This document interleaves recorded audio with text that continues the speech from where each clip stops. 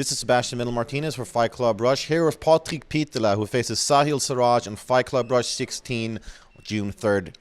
So, welcome back to Fight Club Rush. You had quite the spectacular entry to the organization with a TKO victory over Mohammadi. How do you feel returning, and how do you look back at that performance? Yeah, it's great to be back. FCR is a great organization. I'm happy to fight here. And, the first fight was, of course, nice because I got a KO win and it blew every expectation I did have. I was waiting for really tough fight because he's a really dangerous submission guy. So I didn't expect to get out that easily, to be sure. But for the next fight, I'm prepared and it's fun to be back in Sweden. And I think if you were to look on paper, some people would style you as more of a grappler than a knockout artist per se. But if you look at, for example, your knockdown over David Bjelked and then now the way the TKO to Madi, do you feel that you're starting to sort of break free of expectations that people have of you? I don't read much what people think about me or what they write about me. So I just come here, do what I do, and that's what I do. And since your last fight, have you been working on anything in particular, or is it kind of just business as usual for you? It's business like usual because I'm oldest. So old dog doesn't learn any new tricks. Of course, we got something planned, but nothing spectacular. Doing old stuff and really basics. That's the game plan. I don't know. I think old is it's kind of relative depending on who's saying it. But yeah. But I see your point.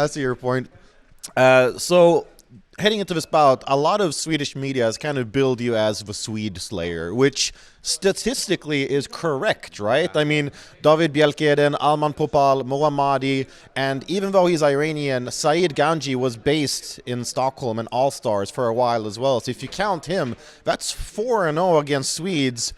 Where does this come from? I have no idea, man. I just like to fight in here in Sweden. Every time I come here, I feel like home. It's great to be here. Its atmosphere is great. Everyone is so polite, so it's really nice to fight here. Maybe that's the reason. Hey, I think it was GSP who said it right. Look good, feel good, fight good. Yeah. You need to start to be more rude to me if you want me to lose or something. I don't know. Good luck finding that in Sweden. Yeah. Do you think there might be something to the fact that, some fighters, they fight very well as the underdog, or as, when people expect you to he's just here to be a lamb to the slaughter. Do you think maybe that's a factor, that you come here, people expect you to lose, and you sort of defy those expectations? Yeah, it might be, and I love the situation. I love that people doubt me, and they are like, you're getting smashed, and I just love to prove people wrong. It's just something that I enjoy. Yeah, well, you're pretty good at that as well so far. Now, heading into this, I mean, you're such a nice guy. You're like one of the nicest guy on a card filled with nice guys.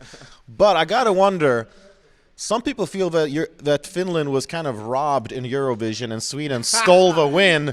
Does that give a little extra fire now? No, I don't think, man. I don't take it that seriously. I do my business. Let the singers sing. So I won't start that. All right, fair enough. So you're facing Sahil Siraj, who is a great striker. Vicious kicks, fast hands. He's coming off of a knockout loss, and before that, no one has beat him convincingly. He did lose a close, controversial split decision that a lot of people still debate to this day. When you look at him, what are some of the major dangers and potential openings that you see? If you look at my last opponent, he was a dangerous grappling guy, and now you put the dangerous knockout artist against me. So I'm not getting any easy fights in Sweden, it seems like.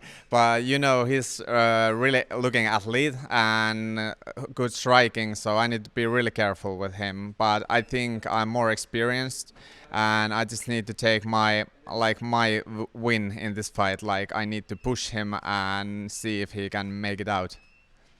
And if you look at that experience, I mean, when you look at some of the guys that you've been in there with, I mean, not everybody can say that they've faced a Nurmagomedov, for example, but you can.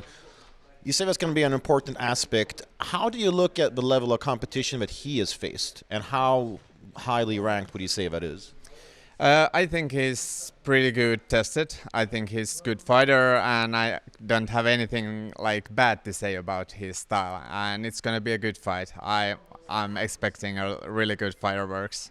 Man, someone's gonna leave that gates with like foot up. Yeah, no stretcher perhaps. Yeah, no, like that. Well, I mean, you're radiating good energy. How do you go about translating that into, when we could talk about flipping the switch, when you turn into fighter mode?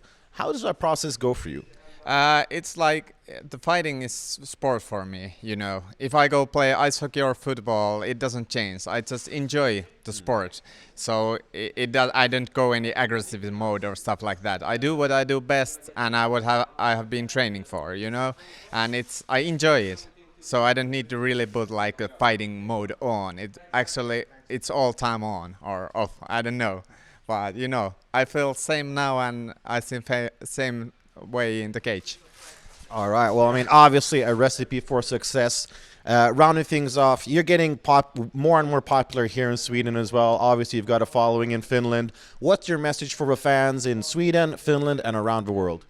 Thank you for your support. Everyone, it's been a long journey, and it's great to get in good fights and show my skill sets, because it's going to be my last year, I told already in the social media. So thank you everyone for following me and watching my fights.